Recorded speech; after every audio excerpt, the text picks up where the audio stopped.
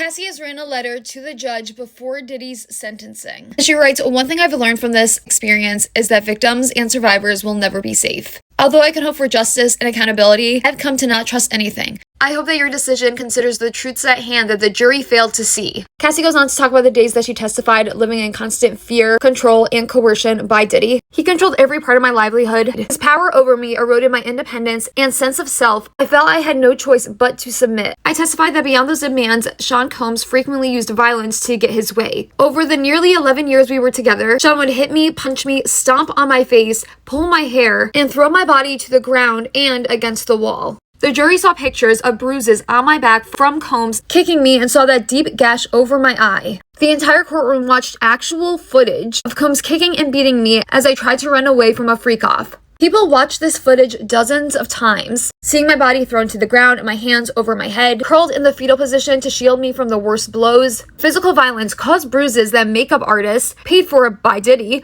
would cover up, as well as permanent scars all over my body. I spent the last 7 years of my life slowly rebuilding myself, physically getting clean from drug abuse Sean Combs forced and encouraged, and mentally understanding how to live with a seemingly insurmountable level of trauma. The horrors I endured drove me to have thoughts of self-harm, ones I almost followed through on. While what he did to me is always present, I am slowly learning how to live my life free of the fear and horrors I endured, and in doing so, am fully devoted to my husband and my children. I still have nightmares and flashbacks on a regular, everyday basis, and continue to require psychological care to cope with my past. My worries that Sean Combs or his associates will come after me and my family is my reality. I have in fact moved my family out of New York, and I'm keeping as private and quiet as I possibly can because I'm so scared that if he walks, his first actions will be retribution towards me and others who spoke up about his abuse. As much progress as I have made in recovering from his abuse, I remain very much afraid of what he is capable of and malice he undoubtedly harbors towards me for having the bravery to tell the truth. His defense attorney claims he is a changed man and wants to mentor abusers. I know firsthand what real mentorship means,